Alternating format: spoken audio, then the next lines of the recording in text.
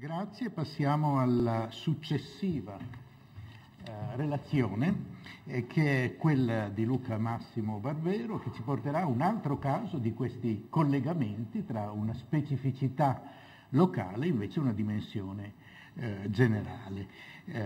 Questo anche per la professione, curatore associato del Guggenheim. Grazie. L'idea è proprio quella di riprendere già dal titolo, anzi con divertimento, me ne scuso, proprio quello a cui lei accennava prima, cioè il termine ultimo sistema dell'arte contemporanea, cioè l'idea ancora di parlare di un'ennesima ultima Venezia, un po' come per tradizione si dice nell'arte contemporanea che la Biennale di 2 anni prima era migliore, insomma, quindi l'idea del sistema, della storia dell'arte che si chiude ogni volta che si chiude un ciclo. Questa mattina abbiamo sentito parlare così anche di un momento particolare di Venezia. Il professor Zucconi parlava anche della legge speciale degli anni 30. Insomma, io vorrei portarvi proprio in quegli anni 30 per poi catapultarvi velocemente attraverso una serie di immagini a conoscere o meglio incontrare non tanto Peggy Guggenheim che tutti, no ma va bene ce la faccio, non tanto Peggy Guggenheim che tutti in un qualche modo conosciamo, ma il rapporto poi velocissimo controllo perché velocissimo di Peggy Guggenheim con questo signore che è Carlo Cardazzo, nato nel 1908 a Venezia, figlio di Vincenzo, probabilmente disceso dal Friuli, insomma grande costruttore e tra l'altro proprietario di una grande impresa di costruzioni che praticamente ricostruì o costruì buona parte della Venezia degli anni 10, 20 e 30, insomma comprese le nuove rive verso l'Arsenale, i nuovi ponti eccetera. Nasce appunto in questa città ricchissima, in un qualche modo l'ennesima ultima città, ma è la città che culturalmente, da un punto di vista ovviamente visivo, di arti visive, appartiene a quello che è un nazionalismo lagunarista, o meglio, è la città che si sta accendendo e spengendo sulle ultime opere del De Maria, piuttosto che sul grande eco di Nono, di Brass e delle straordinarietà appunto di Tito, insomma, per cui è una città che ha una sua fama grazie alla Biennale. È molto questo, devo dire, questo racconto, spero per immagini, si intreccia, ma non lo approfondiremo con la storia del Biennale. Nasce in quella città e nasce come individuo totalmente votato non tanto all'aggiornamento quanto proprio alla volontaria contemporaneità e anche amore per le diverse arti.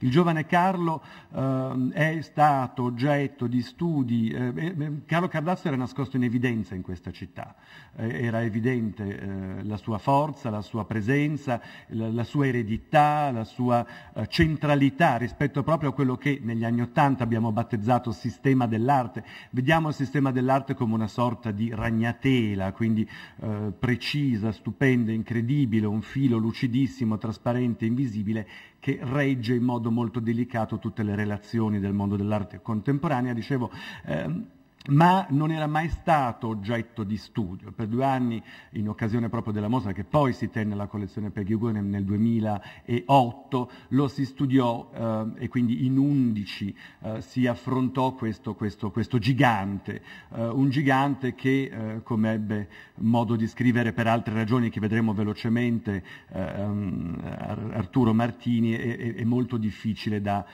stringere. Insomma, Arturo Martini disse: è come cuocere un uovo sopra un vulcano, quindi come dire stringere e radunare, raggruppare Carlo Cardazzo in un'unica mostra è stato difficilissimo, così come in un'unica monografia. Parlavo della sua vocazione alla contemporaneità perché il giovane Cardazzo, stiamo parlando della Venezia dei Pasinetti, stiamo parlando della Venezia di certi anni, il giovane Cardazzo si innamora prima della musica e del cinema e poi del visivo. È contemporaneamente regista, produttore di musica, brevemente, grande collezionista di dischi, di libri e collezionista di arte contemporanea. Nel 1929, quindi calcolate l'età del ragazzo, riesce a comprare con questa lungimiranza straordinaria tutto lo studio di Filippo De Pisis, che a Palazzo Carminati, ospite dell'amico Iuti Ravenna, anelava e scriveva, anelava di partir per Parigi. Il giovane Cardazzo, velocissimo, arriva grazie al suo vero mentore, nonché il suo vero formatore culturale, Giuseppe Cesetti, altra figura molto importante per la città di Venezia e per le accademie insieme in questa lotta. Ci siamo sempre dimenticati di dire, lo vedevo anche questa mattina, ci siamo sempre dimenticati di dire anche che questi grandi nomi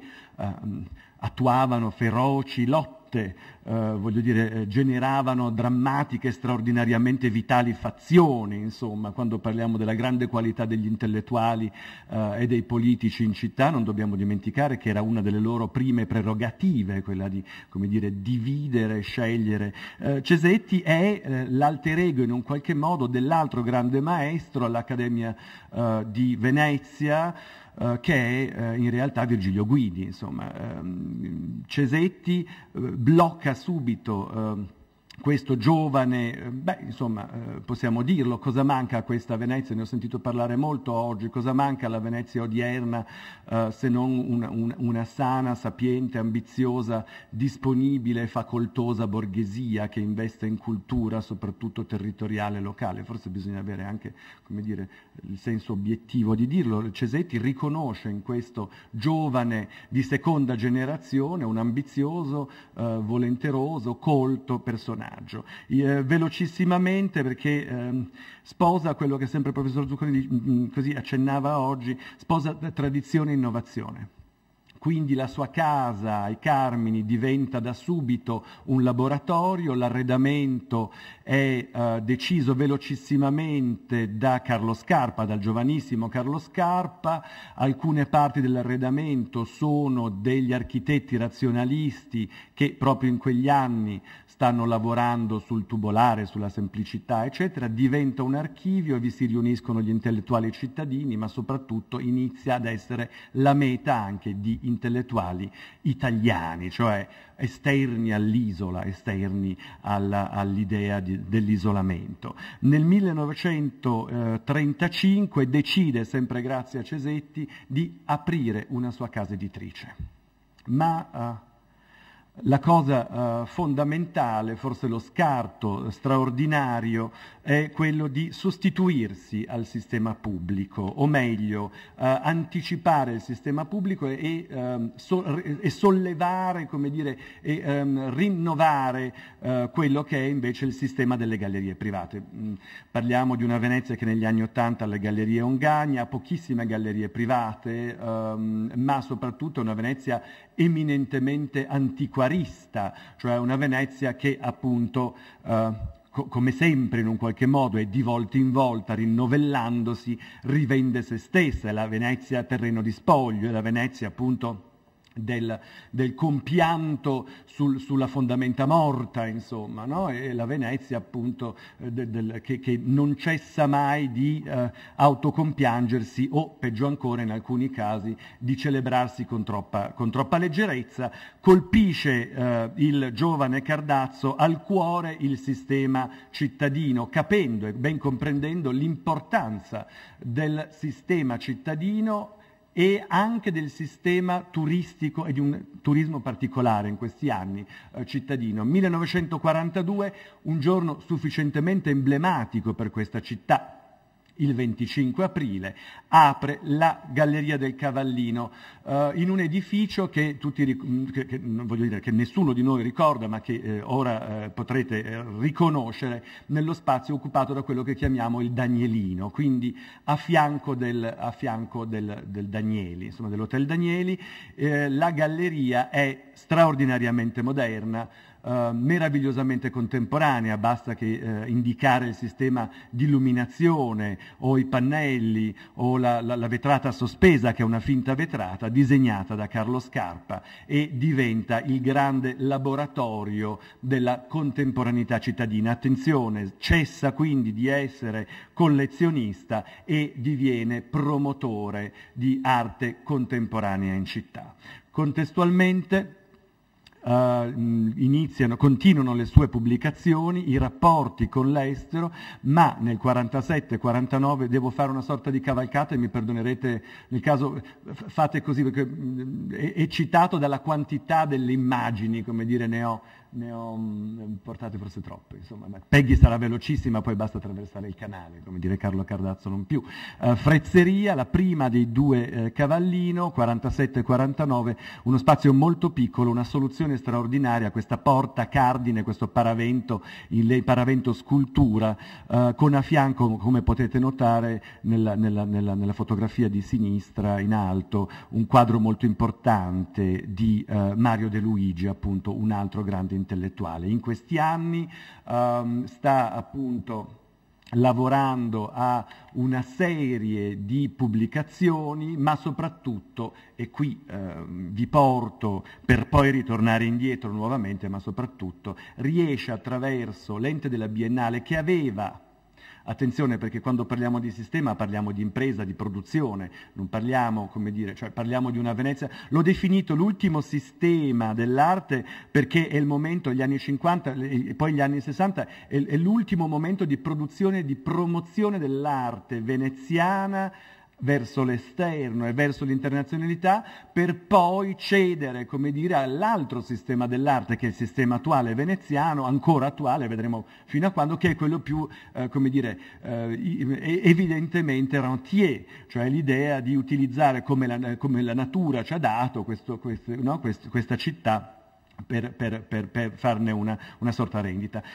Si era visto strappare il Cardazzo, straordinariamente veloce sulla prima biennale già nel 48, da un milanese, dal Gianferrari. L'esclusiva è Gianferrari, che si vantava di essere veneto e poi con un legame veneziano, e che trasferisce in parte astutamente, meravigliosamente, ricordiamo alcune doti trasferite, devo dire, molto bene nella figlia, insomma, la sua residenza addirittura al Lido di Venezia, l'ufficio vendite della Biennale. Quindi Cardazzo a un certo punto si domanda come entrare all'interno del sacro recinto, che ricordiamo 48-50 era considerato il recinto, il ring della contemporaneità e non semplicemente il luogo dell'aggiornamento, e riesce a strappare alla Biennale, tramite le sue conoscenze veneziane, questo spazio ridottissimo ma risolto meravigliosamente da Carlo Scarpa, che è il padiglione del libro, proprio di fronte a quello che un tempo si chiamava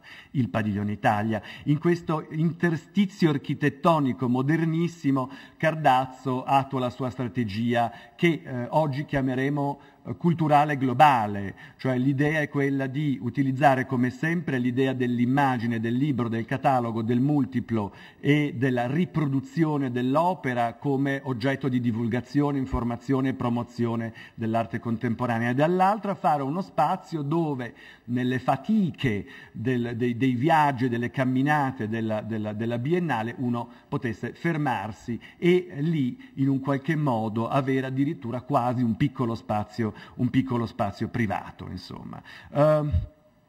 Di questo padiglione ci sono stati vari studi, Scarpa ne fa una sorta di oggetto volante pieghevole, una sorta di grande cannocchiale dove si possono appoggiare, pare scomodissimamente, insomma, alcuni volumi, le grafiche e una scultura, eccoli, li vediamo, nelle pareti ovviamente curve, forma tipica per poter, come dire, depositare e mostrare dei volumi, insomma, e soprattutto diventa il luogo, questo volevo mostrarlo, il luogo per poter presentare alcune delle pubblicazioni.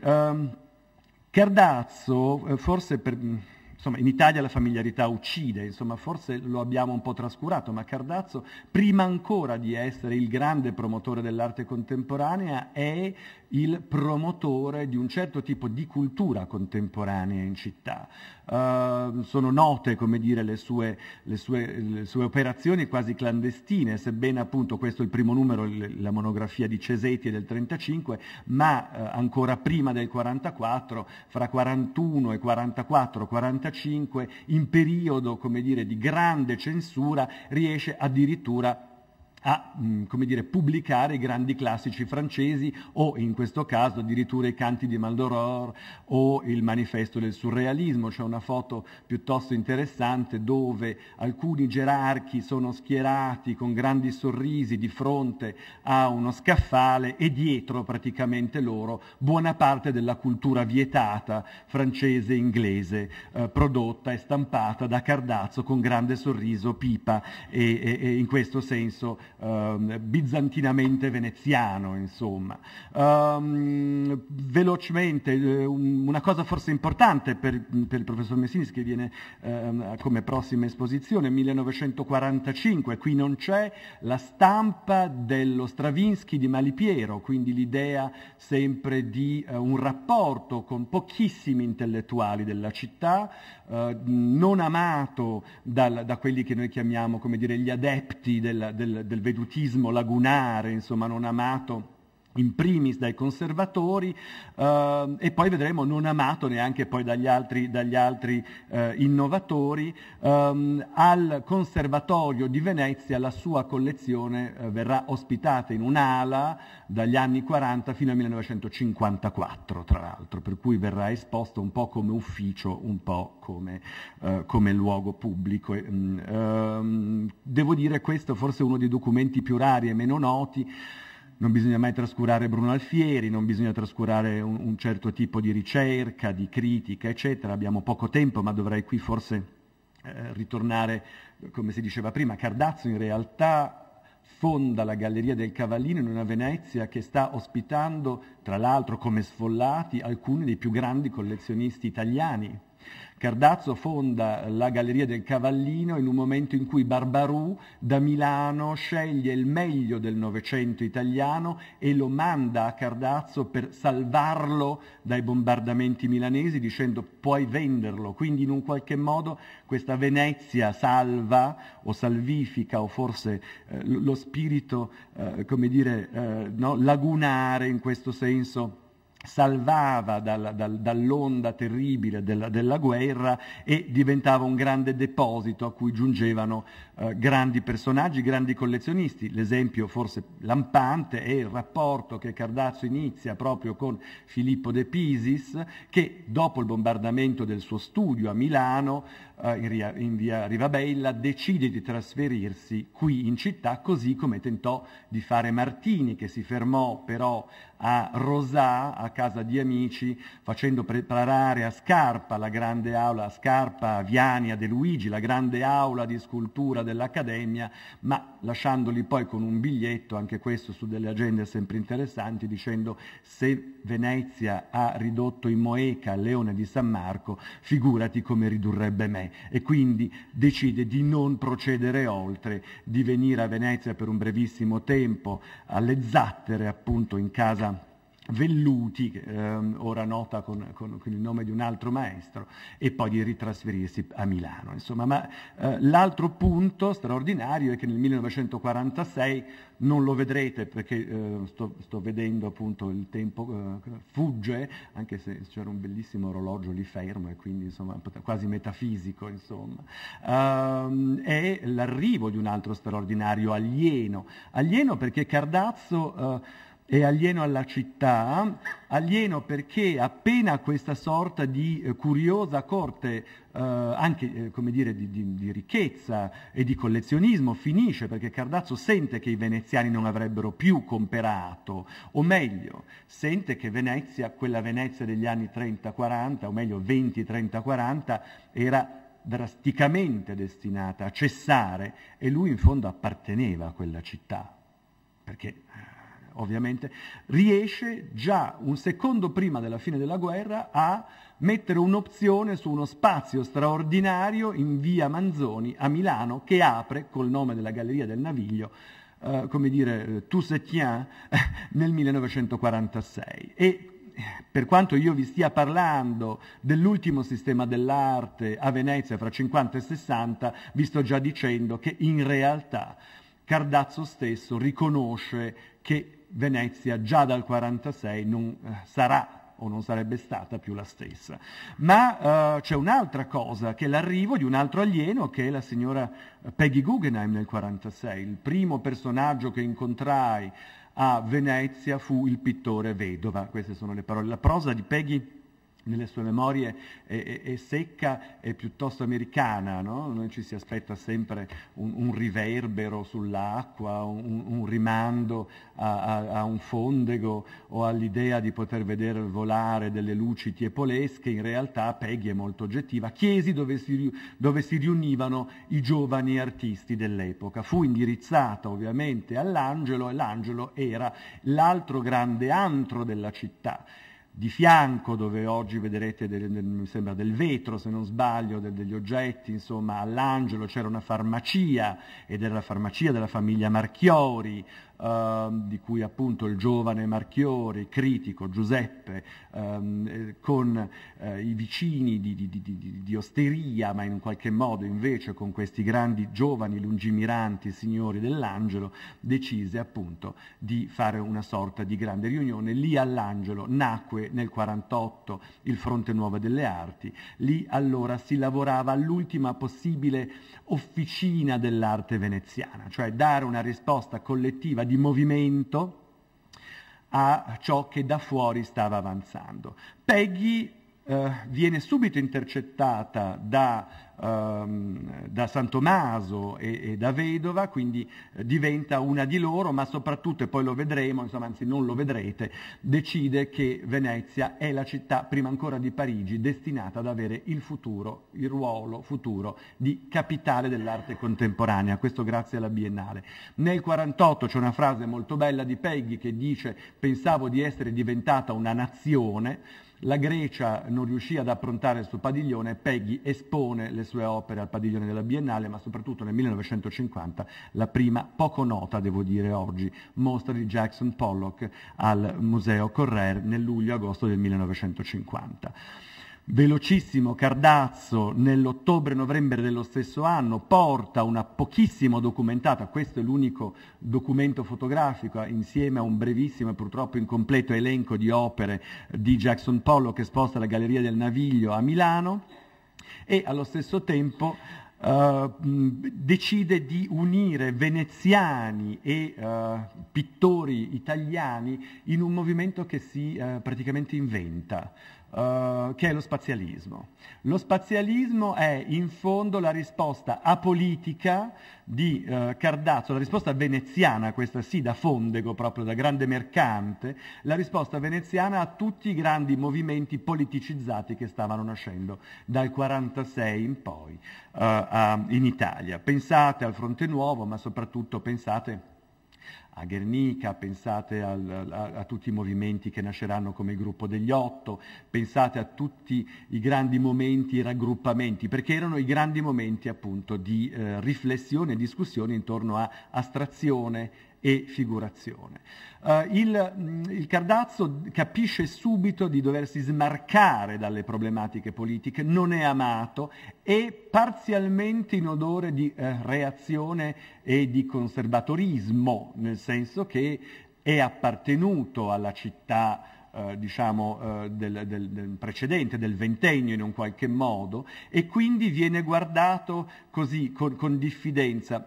Negli anni 40 alcuni giovani, sto parlando di Vedova, parzialmente San Tommaso, faranno qualche mostra nella Galleria del Cavallino, perché è la galleria di punta, ma è abbastanza emblematico. Vedova poi terrà soltanto negli anni 50 una presentazione di qualche giorno delle sue opere. San Tommaso non farà più mostre, cioè una Venezia doppia in realtà, Cardazzo diventa rappresentante di una venezianità straordinaria, addirittura tornerà a fare tutte le mostre dei Sei Bezzi, sarà colui che seguirà Saetti, Guidi, cioè avrà una grande forza, pensate al suo rapporto con De Luigi, continuativo, eccetera, avrà una grande forza e manterrà una grande, scusate il doppio senso, ma radicalità veneziana e promuoverà nel mondo i pittori veneziani, e questa è la differenza fra il rentier e il produttore, insomma, quindi l'esportazione, non solo l'importazione, ma allo stesso tempo creerà questo movimento curioso che ruoterà intorno precisamente ad un'unica figura,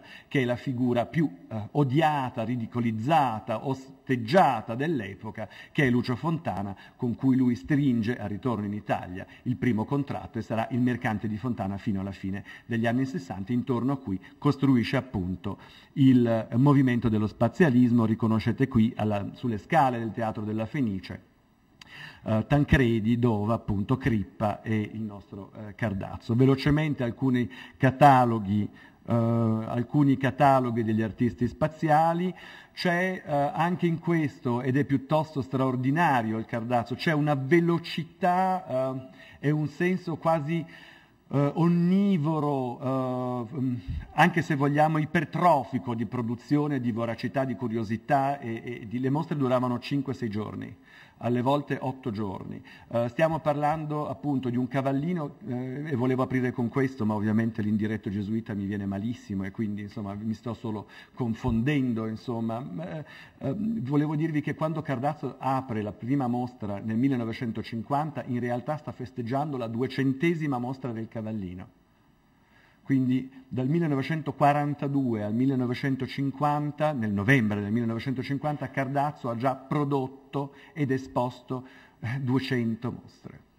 E questo vi dà l'idea, avete visto solo una parte della produzione di libri, ma soprattutto la straordinarietà è proprio quella di mescolare in questo senso onnivoro, in questo senso, forse il fatto che mancò poi a 55 anni, come dice sempre il destino visto dopo, no? Stiamo parlando del destino visto dopo, come dire, forse gli richiedeva questa velocità, insomma. Questi anni lui mescola e dà la possibilità tramite la galleria milanese e poi dal 52-54 anche la Galleria Romana, la Galleria Selecta in via Propaganda Fide a Roma, che tiene per circa 8 anni, e una serie di gallerie consorelle. Lui mescola anche gli intellettuali e i critici. Ovviamente lo diciamo perché la storia della critica o delle figure critiche non è mai costruita, o meglio sempre meno di quella delle figure artistiche, però il fatto di poter leggere in questo caso Berto Morucchio insieme a Tapier o appunto altri intellettuali, sto pensando a una Venezia che produceva critici per tutti gli anni 50 e buona parte degli anni 60, sto pensando comunque a quest'idea, era quella proprio di mescolare gli intellettuali, e quindi ogni mostra era anche incontro di intellettuali. Ecco allora la presentazione di Virgilio Guidi invece per i pittori spaziali. Questa è il grande manifesto, l'immagine dell'arte spaziale alla Galleria del Naviglio del 52, prima mostra dei buchi di Fontana, che nascono in realtà nel 49 però a Milano, incroci straordinari, il allora giovane pittore Ettore Sozzas, poi diventato non più giovane pittore ma grande interprete di una certa, come dire, ricerca italiana. Sonia Deliné con il testo di Gualtieri di San Lazzaro. Siamo già nel 56, calcolate, ha già fatto, in un qualche modo lo vedrete, insomma, alcune delle mostre principali dell'arte internazionale a Venezia, al Cavallino. Nel 56 è Sweeney a scrivere il testo per Alberto Burri, quindi il direttore del Guggenheim di New York scrive il testo per l'artista italiano e in un qualche modo ha questa lealtà straordinaria nei confronti dei propri artisti o degli artisti amici, tanto che ogni qualvolta un artista veneziano viene escluso dalla Biennale, Cardazzo cancella la programmazione della sua galleria e lo presenta in un qualche modo durante la Biennale come una sorta di salon de refusé personale con delle monografiche. È il caso di De Luigi nel 56, ma è il caso straordinario, vi posso dire, si parlava prima di quello straordinario ospedale dell'arte del 58, è il caso anche per la Biennale del 58, ci sono delle lettere straordinarie in cui gli ex frontisti, poi Gruppo degli Otto, poi indipendenti, si scrivono fra loro, sto pensando a Venturi, Vedova, eccetera. La compagine degli spazialisti ha già 10 presenze in Biennale quest'anno.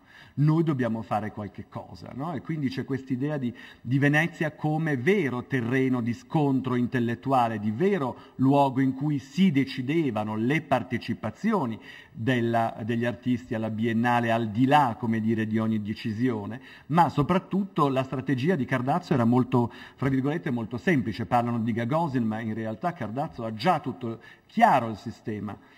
Individuazione dell'artista originale, in un qualche modo un personaggio, o comunque individuazione di un linguaggio nuovo. Usiamo un caso che ho avuto modo di, così l'autoreferenzialità, come dire, sciama e scroscia abbondantemente, di affrontare recentemente, che è Capogrossi. Individua Capogrossi a Roma nel 1950, grande scandalo, Galleria del Secolo, testo di Cagli, tornato dagli Stati Uniti, cita Jung, come dire, abiura della storia, degli storici dell'arte italiani contro il maestro dell'arte, no, figurativa italiana, che diventa improvvisamente astratto. Cardazzo fiuta subito questa cosa, portano la mostra in realtà ai Ghiringhelli a Milano, a novembre del 50, stesso anno, la ospita immediatamente a Venezia, quindi decide che è già qui. Riesce nel 52 a mettere 2 quadri di Capogrossi all'interno della Biennale. Jaguet ha scritto il testo per una sua mostra, Jaguet lo porta da Tapier lo ha già esposto a Vehemence Confronté nel 51, gli rifarà una mostra a Parigi.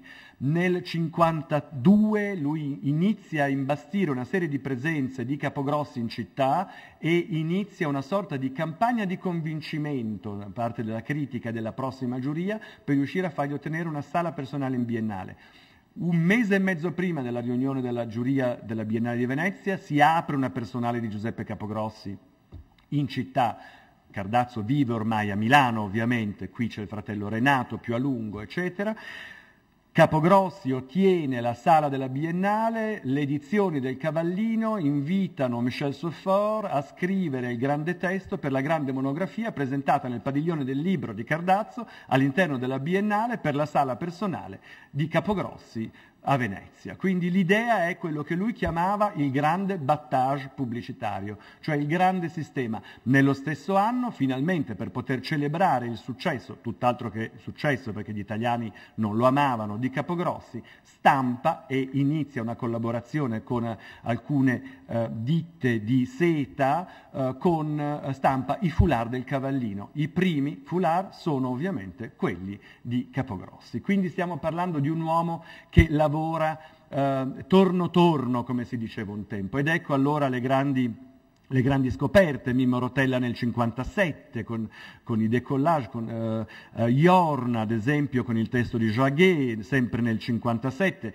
Non dobbiamo dimenticarci che nel frattempo, collaborando, o meglio approfittando di certi vuoti della città, lui riesce a organizzare nell'ala napoleonica, all'epoca usata per delle esposizioni temporanee, la mostra di Jean Berman, di Léonore Fini, di ceramiche di Pablo Picasso, la grande mostra nel 53 di Matta, così come quella di Campigli, e una serie di mostre a Palazzo Giustinian, ovviamente per gli spaziali, il concorso per la Colomba, promuove 6 premi e in un qualche modo diventa il punto di riferimento della città. Le ceramiche di Fontana contestualmente a quelle di Picasso nel 57, grande sala di Fontana nel 58, Bice Lazzari, un'altra figura purtroppo dimenticata della nostra città, e grande artista, con un testo del giovane Enrico Crispolti nel 1958, e devo dire con un tempismo bruciante su qualsiasi galleria, ma non solo, su qualsiasi collezionista italiano, Cy Twombly nell'agosto del 1958, quindi in piena estate biennalesca, con testo di Palma Bucarelli, quindi la Galleria Romana non aveva lasciato, ecco, un giovane invece Luciano Pistoilo, destinato a diventare poi il grande traghettatore dell'arte a Torino, con la Galleria Galatea, con i rapporti con Michel Tapier, la chiusa degli anni 50, e devo dire, come si sa, gli anni 50 in realtà chiudono nei primi 3 anni degli anni 60, con Assetto. Ecco i foulard del Cavallino in una mostra del 58, e vi dicevo appunto l'idea di un Cardazzo che non è solo quello che promuove, come dire, l'up to date, ma anche ristampa i grandi documenti della cultura italiana, tra cui questo del manifesto, anzi ristampa, c'è la mostra di Balla, ma ristampa tutti i manifesti futuristi. Penso di dover chiudere effettivamente. Il rapporto con Peggy è un rapporto continuativo di grandi acquisti di opere, giusto per citarvene 3 piuttosto sorprendenti. Cardazzo vende a Peggy Guggenheim, appena arrivato, uno straordinario quadro di Birolli, nella mostra di Birolli nel 1947, un Campigli che Peggy conserva, il Birolli lo ha donato alla Galleria Nazionale d'Arte Moderna, un Campigli, e poi una serie di pittori italiani e stranieri. Lavora su un'idea di internazionalità, ma soprattutto, ecco, volevo chiudere con questo, Cardazzo è anche l'ultimo grande committente della tradizione pittorica veneziana. Oltre allo spazialismo veneziano, invita Georges Mathieu, l'allora spadaccino, insomma il grande protagonista della cultura gestuale, autre e non più autre in questo momento, a fare un'unica performance nella Galleria del Cavallino, dove Mathieu dipinge tutte le pareti in forma di telero, insomma, della galleria in un'unica giornata, è fotografato e filmato, ed è tutto dedicato ovviamente ai grandi temi della pittura veneziana. Questo a dimostrazione che tradizione e l'eco, come dire, dell'innovazione hanno abitato questa città, un veneziano a Milano e soprattutto un veneziano nel mondo che ritorna appunto come esempio ultimo. Leggero, flessibile, felice nel vento dell'immaginazione, tu solo sai vivere, respirare, nutrirti. Questo Mario De Luigi a Carlo Cardazzo. Noi abbiamo effettivamente bisogno in questa città semplicemente di vivere, respirare e di nutrirci. Grazie signori.